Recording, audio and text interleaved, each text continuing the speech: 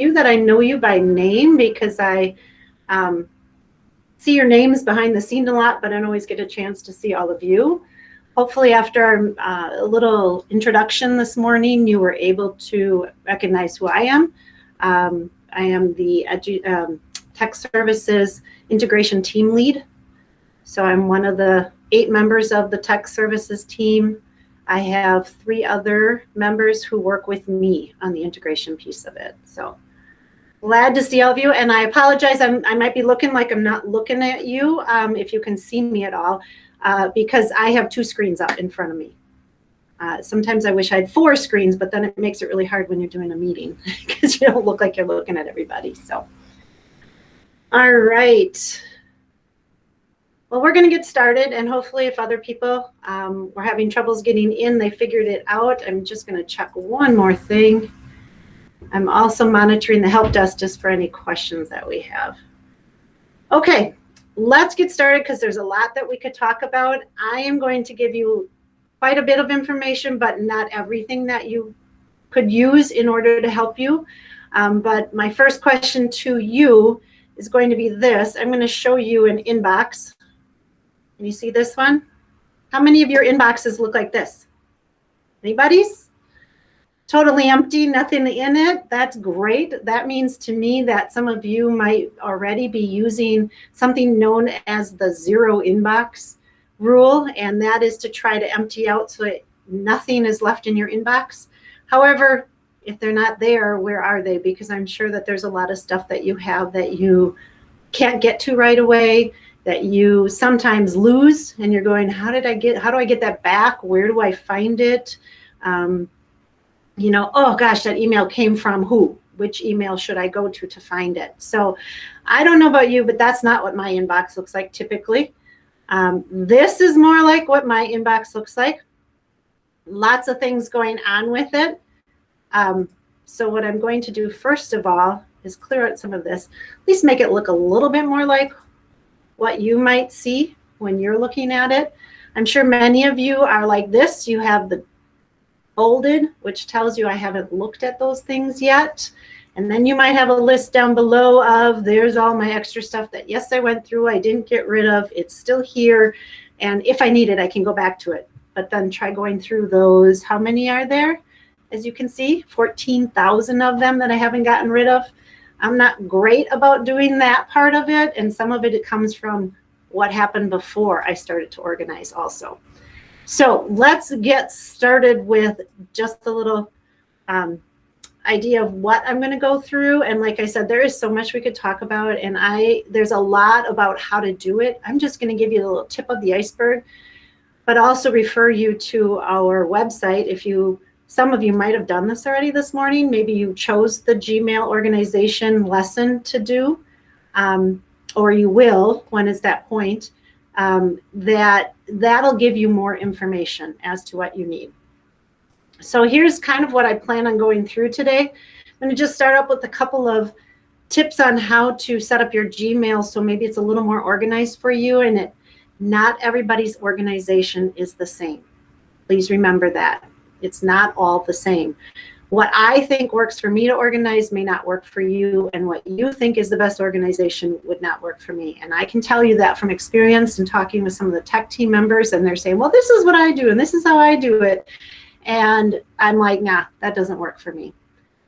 So we're going to talk about how to set it up, things like the layout, the settings that you can go, labels, stars, filters, and I put the word nudges in here. It's also kind of known as snoozes. So those kind of things, we'll start with that part, and then the next part will be some of those extras that maybe when you're in email you don't even look at. Maybe you didn't even realize what to do with those, and you're like, I don't know what to do, so I'm just going to leave them sit. And then I'll show you the Tech Services website where you can go and get some more information or review some of these kind of things. All right, everybody good to go? I see we have some more people joining us. I apologize for the link issue. I thought I had it all set up and figured out that it wasn't working right. So like I said, Tech Services doesn't know everything, and sometimes we think we did it the right way and we didn't. So please know that any question you ever have, I know I've heard sometimes people are like, I don't want to put something to help desk because I don't want to sound stupid. I don't want to sound dumb, like I don't know anything. Please Sometimes a lot of times I learn from you when you ask those questions and we have to go and research about it. We learn even more so we can help you. And that's what our job is, to provide you with that service so you don't have to go try to figure it out on your own. Ask us the question, we'll find the answer for you and get back to you. Okay? So I just want to make sure we're all good to go. Everybody can hear me. If you're having any troubles, let me know. But I appreciate all of you realize to mute yourselves, and some of you have your cameras on, some of you don't. I have the presentation up, so we're going to go from there. As I said, we're going to start part one with the Google Mail or the Gmail setup. So most of the time I'm going to be working in my own email. It just works easier to be in mine. And so please just ignore. Hopefully you're not seeing all the messages. I tried to get rid of things that I could. All right. The one thing that I know a lot of people are trying to do is to get control of their unreads. That I get so many emails every single day, and trying to sort through them and figure out what to do with them is hard. But the thing is, you get so many, you don't have time to read them, but maybe you know what they're about. So part of the organization that you can do is to set them up to go into specific areas. So as you can see here, I have important and unread. This is where my emails go that come in that are not junk mail, because how many of you get that daily email from something you joined, right? That stuff doesn't go up here for me because of the way I have it set up.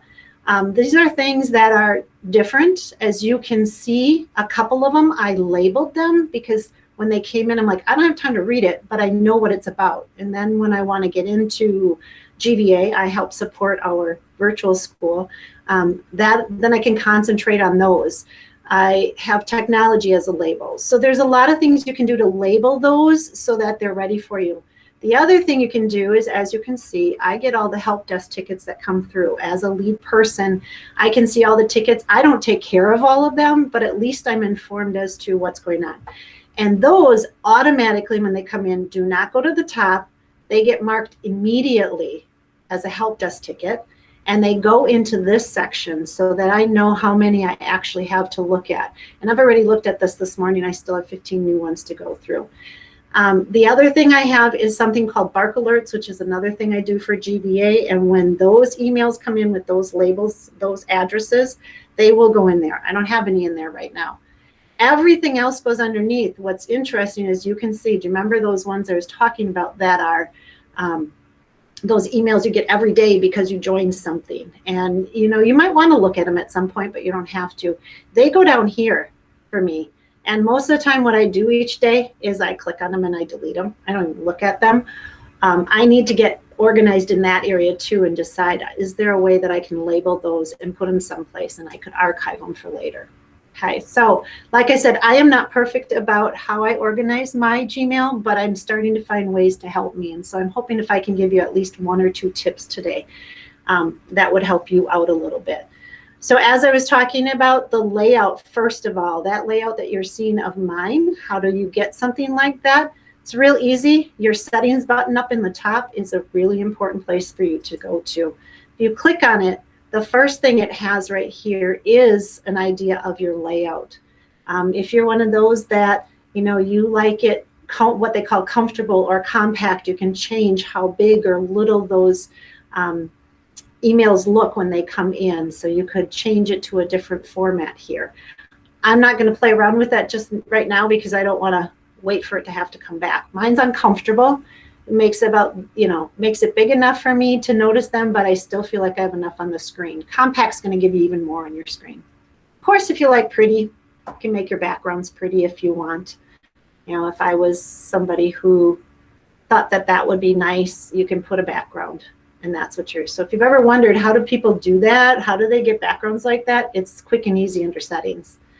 There's other things that can be quick ways to organize where you can say, I want this one at the top. What do I want my inbox to be? Default is what everybody's is set at. That's going to include all of your new stuff, anything you have. Mine is set at priority. And what it does is it understands after a while, which ones do I seem to delete before I even look at them? Or that sit in my email for a while and I don't pay attention to them. That helps with that part of it. Okay. And then there's other things you can do, but just you can play around with these. If you don't like something, put it back to what it was. You might want to know what you started at. That helps, okay? And that's just for the layout. Then there's all kinds of other settings that you can do. And when I say see all settings, you notice there's a lot of labels up here. And I know some of us are sometimes afraid to touch those because we're like, well, I don't know what I'm doing with them. Don't be afraid. Try them out. If something doesn't work, again, you can always go back to what you were at before, all right? So there's general, there's labels. This is inbox. This is the one I went to in order to set up. Do you remember how mine is set up to say important and unread first, and then my help desk, and then my bark? I can go in and set these sections after I have some labels set up for them. So you need some labels to be able to make some of this work. You are limited to only 4 inbox sections that you can have. So you really have to think about it. I'm thinking as a teacher, if I was a teacher, I might have one called parents, and it would be a label that I could put so that all of the emails that come from parents, I could click those and get them to go in there. Okay, maybe your staff emails might be another one. And anytime you get a communication through, you know, whatever the label is of the email that you have for your school group. So those are the kind of things you can do there. And there's other extra stuff. And like I said, these videos that are on the website will give you even more details as to how to actually make some of that happen. We don't have time today to do all of it, but I just want to get you familiar with the fact you can. Filters is another one that's really good. If you notice, I have 2 filters. This is where my help desk knows that as soon as it comes in, it goes into that one section altogether, is because I created an actual filter. That email won't go to my unread right away. It just jumps right into that help desk section. Same with the bark ones. And as you can see, all you need to do is say create a new filter. You type in the address that it's coming from. So this is where, if you have your staff email and you want all your staff emails to go to one place, you can put in the email that comes from staff, and then you can you have that in there. I'm just going to pick one. Let's see. I could do a GBA one. Anything. This is the GBA teacher group. So if I want that to go all together, I put in the email that I want it, that it's coming from, and then I create a filter. And you have all kinds of options here. You can tell it to skip the inbox and get archived right away. I don't like to do that because if I archive it, I forget to go look at it. You can mark it as read, star it. There's all kinds of things. I can apply the label. So if I have a label made, I have a GBA 2020 label made, I can make sure that that label is applied to that every time it comes in. Okay. I can tell it to delete. So this is where, you know, if you have an email that comes to you all the time and you're like, I don't know how to get that email to stop coming to me, put the email address in and tell it to delete it every time it comes in. That might be one way to eliminate some of it. You can tell it never to send to spam because maybe you have some emails that always go to spam. This is where you could put that filter in for those kind of things. Okay, lots of stuff you can do. You can categorize it as to what kind of stuff it might be. That will also organize a little bit, and I'll show you where those go when we come up with that. So there's a lot you can do. I'm only going to click this one because what I want it to do is make sure every time it comes in, it's going to put GBA 2020 so I know who it's for. All right. So I created that. I now have 3 filters. Filters, as far as I know, are unlimited. You can put a lot of filters on. All right. The rest of these things here, I'm going to just leave those off. You don't need to do too much with that, but I would definitely say your general, your labels. Here's another one. These are all my labels that I have. I can create a new label. Some of them are automatic that come in, that Gmail sets up automatically for you. You can choose to show them or hide those labels. So if you're looking at your label section, which is over here on the side, you know, this that you scroll through here, if you're like, I have way too many labels, I don't need that label, and I never use it, you can hide it. Okay? I created all of these labels for myself. You can do it underneath your settings, but there's also a shortcut to creating labels down here when you click on more. create a new label right here. All right, so lots of things that you can do under settings. Like I said, it's up to you how much you work with it or don't work with it. How many of you have a signature and you're always wondering where to put that? Or I go on vacation and I want to let people know that I'm gone on vacation. Here's where you set up that vacation responder. You can set it up for specific days. You can turn it on and off when you need to. Those kind of things. So if you've ever wondered how do people do that vacation where it says, hey, I'm gone, I'll be back, that's where you set one of those up. All right, same with your signatures. Right here is where you can create different signatures. Did you know you can create different signatures based on who you're sending to? So if you have two roles of some sort, you can create two signatures, one for your teaching role, one for your other role that you might have. And then when you go to send an email, you can choose which signature you want to put on it. How many of you knew that one? Okay. I'm going to go down here. I'm just going to cancel because I did nothing, as you can see. I'm going to go back and get rid of this background because it's kind of distracting right now. There we go. Okay. Now I'm going to go back up here. Like I said, inbox is at the top. So it's going to show you everything. What if you have labels made? So how do you, like I said, you can make labels of all sorts. You can create a label over here. Click on more. Go down to the bottom, create a label. You give it a name. You tell it where you could even nest it, meaning it could be a label that's under a label that's under a label, if you want to go that far. But you can create that label, and then you can also make your labels different colors, as you can see here. You can edit your label, or label color, I'm sorry, right here. You can choose from different colors for your labels, if that helps you out. So I created these two labels, and what I showed you is, okay, this is a new email coming in. I don't have time to read it, but I want to make sure I know who it's for. I can click on this little check mark, and over here I can say labels. I can pick the technology label that I have and apply it. And if you notice, it put that label on it. So it'll just help you when you're scrolling through all those emails that come in through the day, who it's for. So again, if you had a parent one, it might be really good for you to put parent, parent, parent, so you know that you have to go back and look at all these parent emails later. Okay, let's just see what I did. Layouts, settings, I talked about labels. I didn't talk about stars. How many of you have seen, you have a star over here, right? And most of you, you have one star you can put in, a yellow star. That just stars that it's important. Well, how is it important? Why is it important?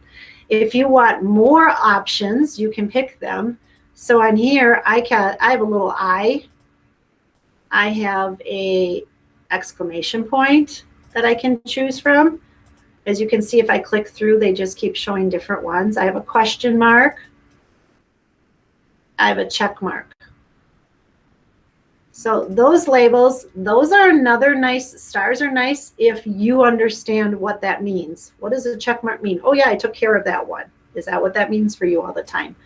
How do you get those? Again, settings. You have to go to settings, see all settings. Down here at the bottom, here are your stars. Most of you, if you went there right now, would see that in use, you only have a yellow star. Not in use, you'd have all kinds of them laying down here. You simply, like if I want this yellow exclamation point to be in use, I simply just put it up there. If I decide I don't want to use the pink exclamation point, I move it back down. So you can choose which of the ones that are not in use to put into use, based on what you might know them to be. You know, if you don't want to make a parent label, maybe all your parent emails are marked with an orange star so that you know that they're there for you. So that's a simple way to change those around. Once you do it, make sure that you go down to the bottom and save changes. I've had a lot of people, they put it up there and then they leave the settings and realize, oops, I never saved that. So now if we go back to our inbox, when I click through here, I now have the yellow exclamation point and the other exclamation point disappeared. so I can mark them that way. Okay. Filters, we already talked about. The snooze is the other piece. I don't know how many of you have ever seen that, but say you got an email and you're like, I don't have time to deal with this email today. I want to leave it as something I need to do, but I don't want to mark it. I don't want to do anything. Up here is a snooze. You can click snooze and you can tell it to snooze for a certain period of time. All right. So maybe I want to say I want this to snooze until tomorrow. It leaves my inbox, and then tomorrow morning at 8 o'clock, it'll pop back into my unread email that I need to deal with that. Okay, so snooze is a nice feature also. So that really covers a lot about setup, but like I said, there is so much you could do, and the videos that are on the website can really get you into a lot of details when you're ready, or if you decide you want to do certain pieces of this. Right? Like I said, my idea this morning is just make you aware that things are out there that you can do. The next part that I want to talk about today is all those added extras, like I said, that many of you might not even use.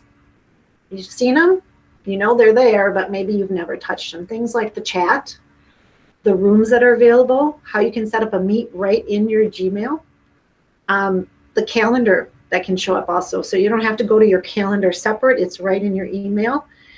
Keep, if you've heard of Keep, it's note-taking. Task, setting up tasks for yourself.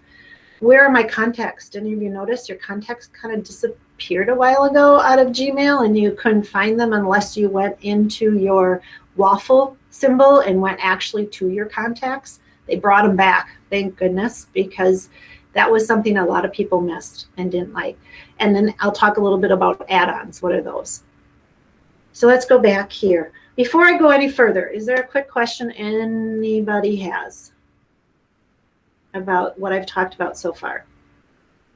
It's a lot of information to throw at you, but just some things to be thinking about. Is your email overwhelming you? I know mine did for a while there, and it's really helped some of the little things I've just started doing, and I know when I have time, I'll do more. Okay, so do you remember up here you used to have a button where you could click and then you could go to contacts instead of just your email? And that kind of disappeared a few months ago, or about a year ago. Are all of you aware of over here on the side, there's a little arrow? Some of you might already have this part showing. Some of you have maybe never seen that. This over here are your extras. So here's your calendar. I can click on that and it takes me right to my calendar for the day, shows me what my meetings are. I can set up meetings here. I can also go and open it up in a new tab and go directly to my full calendar. I don't know how many of you are aware that that's there. So that's for your calendar. I use it a lot because I want to know what I'm doing for the day. I can click and go to meetings directly from there, all of that. This is the Keep symbol. Keep. I have found this to be one of my lifesavers, that when I need some information, say for instance, I've moved into the Grace admin office now. We moved to a new location. We have new phone extensions. And instead, for a while, we didn't have any labels on our phones. So this was my savior for how do I get a hold of somebody if I need to. I have notes in here about emails and the passwords for them. I probably shouldn't leave this up too long for you. I also save like links as I find them, and I just label them. Hey, this is for when I want to do this 3D project. If I, for instance, I'm doing the Bark Alerts, which is basically the security that we have for our students. And for the GBA students, I have to warn them once in a while when I notice that they're doing things they shouldn't. So instead of having to go to a previous email always to find how I wrote that email, I copied the script that I use in here. And so I can just go right here, copy it, and paste it right into my new email. Really cool things that you can do to add just all kinds of things. Here are all the teacher email groups. I kept having to go back to Teresa and say, hey, what is the email group for these teachers and that teacher? And finally she said, here they all are. And I put them into my Keep. So it's all right here. It's like having Post-it notes without having them stuck all over your screen. All right. The task button is a new one I just discovered not long ago. And it puts out so that you can basically say when you read an email, hey, this is something I need to do, and you can add it to your tasks. So let's say, for instance, right here is some help. I have a teacher that needs some help with the smartboard. I look at this email, and while I'm reading, I'm like, oh, I have to remember to put that in as a task to do, something I can't forget to do. Right up here, add to tasks. I did that. Do you notice it came up right there as one of my tasks I need to do?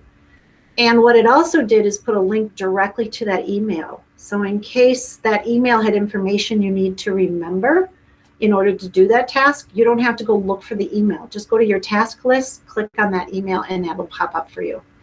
You can edit that task to include specific days and times you want to get it done. There's just all kinds of cool things, but at least it's like making yourself a list of what do I have to get done today or in the next couple of days. Once you do something, do you notice you can check mark it as being done, or you can eliminate it from your list. So you can do that and add a task using your email, but you can also add a task from, say, a phone call you get from somebody saying I need to do this, or somebody stopped in your room. Hey, I have to remember to do that. I don't know how many of you live with Post-it notes all over the place, or you have a notebook, but I don't always have that notebook by me. But I can log into my email anytime I want from any place, and there's my task list. So it's a really cool thing if you don't have that. Remember the contacts I was talking about? Here they are. So when they took them away over here, you had to actually go to your waffle in order to find your contacts. You had to go up here, and you had to choose contacts all the time to get to. You don't have to do that anymore. Your contacts are right here. This is asking for in my thread. Oops, sorry. Let's go back here. But I don't need, I'm still learning a little bit about this one. Here in this thread, no, it's in contacts. Here are all my contacts popping up. So I can find my person, and if there's somebody on here that I need to email right now, I can do that. I know I see Christopher. Chris is on here, so I could click him. Here's all his information for me. What's really cool is I can send him an email. I can schedule an event with him. I can send a message, which would go under the chat, which I'm going to talk to in a minute, or I could actually set up a video call with him right away. So you can do all of these things once you find one of your contacts. So here would be all of your contact list for you. Okay, and you can search. I'm looking for somebody, and where is their email? So those are just a few of the fun little features out of here. Do you notice the little plus sign? This is those add-ons. We are probably not going to have time to really get into there. And I don't know how many add-ons many of you are going to want to use, but there is a video on the website that talks about some cool add-ons that I had never heard of before that some of you might like to have added on to your email that just makes it easier to use things. And this is where you would go to add those, and then they would just show up down here. This little magical pony, I'm not going to really talk about it. He's a unicorn. He's supposed to do something really fun. I've tried him a couple of times, and he doesn't always work. So I wouldn't recommend using him. Or go explore a little bit and find out what he actually does and see if it works for you. I haven't found him to be real useful for me. Like I said, you can always have these things popped up on the side, but if you don't want to look at them, you just click and they'll close it off. And you actually can completely close off this bar if you want by clicking on the arrow. So it's up to you. I like to have it available to me so I see it all the time. The other parts are over here on the left-hand side. We know the mail part, right? You probably use this all the time. You can find your stuff in the trash. You can go for your labels. So remember this technology label that I used on one of my emails? That's not the only email that I have in technology. Other ones, they're in there and after I look at them. So if you're just like, hey, it was something to do with my parents or it was something to do with the staff, if you have these labels created, that's where you can go and it narrows down which emails you're looking at. So that's a really important piece here also. This is the chat section. Are you all aware of using chat? Do you use it with your teacher? Instead of sending an email, it's an instant message to them that pops up on your screen. You notice when I went in before, I had one from Alejandra. It had popped up on my screen. to let me know that she had messaged me. If I don't want to look at it right away, like you saw me do, I just closed it. But do you see the little red dot? That tells me that she sent me a message that I didn't look at yet. I need to go look at it. Once I look at it, it goes away. But any messages that she and I have sent live with each other, and it doesn't always work, because if the person is not at their desk, they don't see them right away. But it is a way to sometimes get a quicker response from somebody when you know they're sitting behind their desk and they just don't have, maybe aren't looking closely at their emails, or they have 100 emails that popped in and they missed yours. You can quickly chat with them. So you just find your person. If you've already chatted with somebody, they're in your list. If you've never chatted with them, you just click the plus sign and you put in who you want. So I could do, I know Annie Stewart is in here with us too. Hi, Annie. I'm going to just click on Annie. Up. Do it. Let's try it one more time. So if you notice the little box popped up, it tells me Annie's away right now. That means that she doesn't have her email open. Okay, so she's not going to, or she's marked it. Do you notice up here?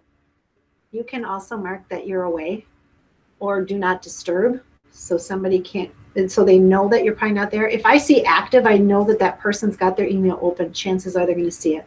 But then down here, I can type a quick hi to Annie, and when she goes in, that box will pop up for her and let her know that I said hello to her.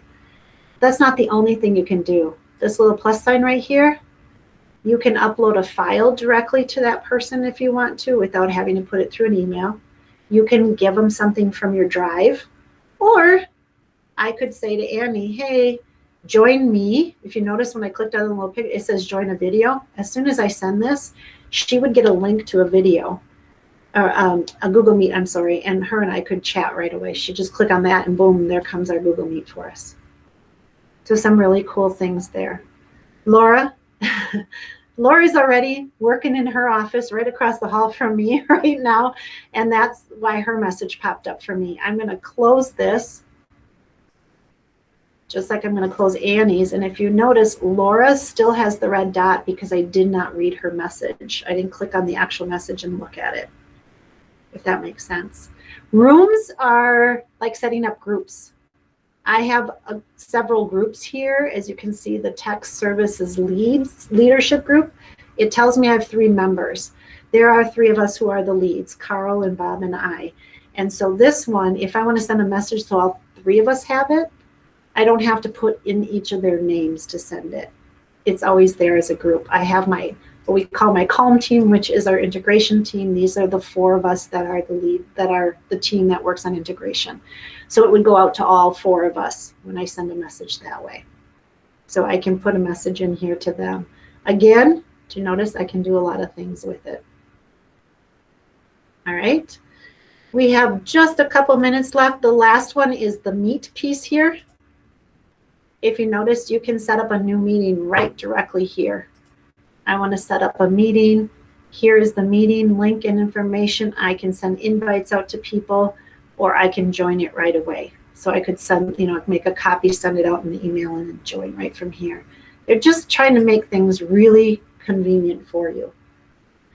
All right, let's see if I managed to catch all of the things I told you I at least touch base on. We could talk all morning about this and show you lots of more tricks and tips, but like I said, that's a lot of information. So what I'm going to do is just show you really quick. I'm sure all of you are hopefully aware of this, because in our fall meeting, in our fall in-service, you were given an opportunity to go out and use this website. I hope you use it all the time. And the best way to get to it, you should all, up in your bookmark bar, if you have your bookmark bar showing, there is a tab that should automatically have been put in for you. If you're not seeing that, please send a help desk ticket, because we're not sure why some people aren't seeing that tab. It was supposed to be forced out to everybody so that they see it. And it's the Grace Tech Services. It gives you some quick links. This is to the website. Here's how you can go sign into PowerTeacher. How many of you have ever tried to go into PowerTeacher or go into PowerSchool? And I don't know if I have the right login. Something's not working. There it is. You can go directly to Google Classrooms and directly to Google Meet. We're trying to make things real quick and easy for you. But if we go to the website, the Grace Technology Services website, I hope you found that there are tons and tons of videos out there and documents to help you out. We're trying, I don't know if you've ever tried to search to find out how to do something, but you can get lost because you go to one video and then there's another video shows up and another video, and pretty soon you're like, where did I start out? We're trying to sort through that for you and make it easier for you. Pick out the ones that are most recent, the ones that are the most interesting to listen to, because some of them get really boring, all of those kind of things. So we try to weed out the good from the bad. I have a few of my favorites that I love to use, but please let us know if you ever find a video you think is really good and should go on the website. Send it to us and we'll get it up there for you. The part that you're going to want to look under to get more information about Gmail is the Google Tools on the left, and then hit Gmail. And when you go there, and this is part of the lesson plan, so maybe when you do the lesson plan section today, I don't remember if it's A, B, or C, it's one of those three, you might want to complete this. But if you notice 15 tips and tricks, he's going to give you some more that maybe I didn't share today. Getting your inbox under control, how to do the layout, how to do filters. If all you want to know is how to make a signature, there's a quick video for it. Or scheduling emails. Did you know you can schedule an email to go out later? It doesn't have to go out immediately. You can set it up to go out tonight or tomorrow or 2 days from now. This is one from the student's perspective, helping them understand how to do email. Setting up groups. And here's that inbox zero that some people have talked about. I know Laura Blashars, our curriculum director, believes in inbox zero.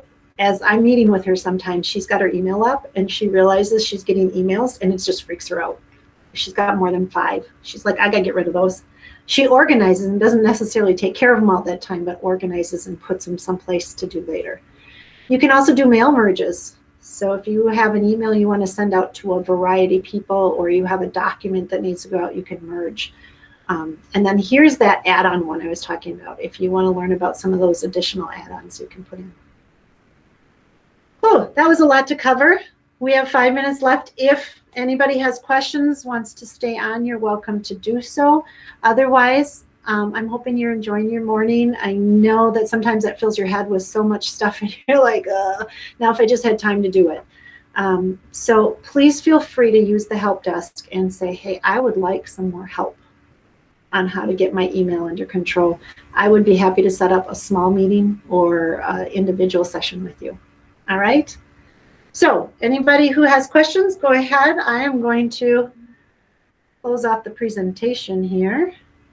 Quick question. Yes, Chris. Yeah. Okay. So when I came in on time at 9:30, actually, I think a minute before, and it said that I was not, the code had expired. It took about 19 minutes before I got on here because they finally came up with a code. I think it came from McKenna. Anyone else run into that problem? Did you actually start on time? I found out that the code was not working, and I immediately sent out an email that I was hoping everybody would get.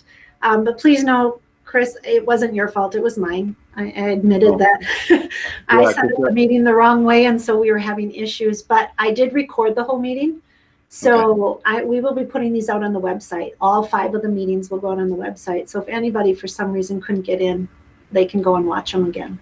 I have a general information question, but I don't want to bog down the group for it, for what's coming up in the next session in terms of technology and the different levels you're on. And I noticed that this spreadsheet, my name's not even on the spreadsheet, so I don't know what that means.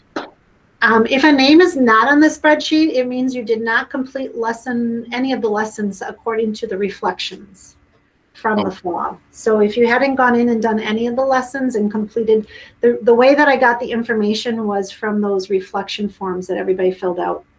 And so I know it's probably not totally accurate, and some of you might have done all 6 of them. Please feel free to email me or send a help desk ticket in saying, hey, I did finish these, and we'll go looking to make sure that the information is correct. And the only reason I know if you finished is if you filled out those forms for each lesson. Okay, well, with 2 minutes left to go, looking for a little direction. Should I just jump on board and see what happens, or what should I? Or if you want to stay on and when everybody else is gone, I can quick show you that. Okay. Anybody else have a question? I have a quick question. Sure. About Gmail, because I have so many in there, but sometimes I'm not sure how long I should keep like an email or information, are there some like general guidelines, like you should keep parent emails about this long, or I mean, I don't know, I don't I know when don't think, to delete yeah. some. We don't have any specific rules, steadfast rules that say you have to keep emails this long. Obviously, emails from parents, definitely through the year that you're working with them, or if you're a teacher like I know you are, Jeannie, where you work with them multiple years, I'd keep them a couple of years maybe, because they may refer back to something the year before.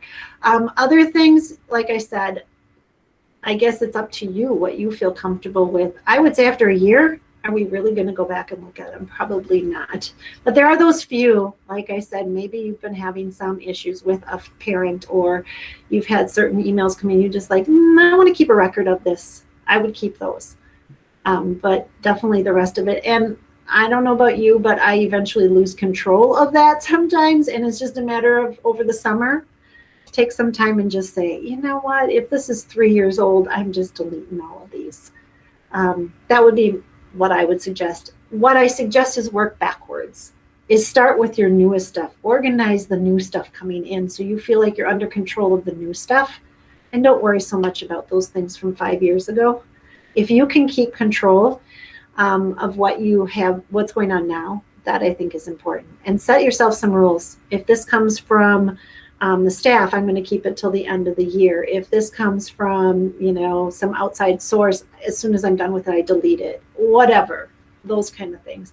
If you start using your tasks and putting things in there, or those note keeping pieces you have, because I don't know about you, I save some stuff because it's got a password in it, or it's got a link to something. If I move that link or that password into my keep on the side, or I put it into my taskbar as a note for myself to do, then you can get rid of them faster, because you're going to have to refer back there. They're in someplace else for you to refer to. Anyone else? Thank you. Well, thank you all for coming. I appreciate it. And I know I talked a lot and probably threw so much in your brains, and I apologize. Now you can go off and do something different for a little while. Take a break before you do that. As we always tell the kids, go to the bathroom, get a drink of water, walk around, and then get started on your next activity. Have a good morning, everybody.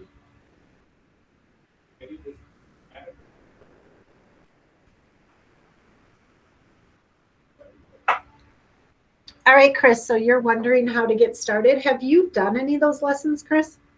Well, first of all, this is back in the fall, right? Right. If I didn't do it, I can't imagine why I didn't, unless I felt that perhaps I was exempt for some reason.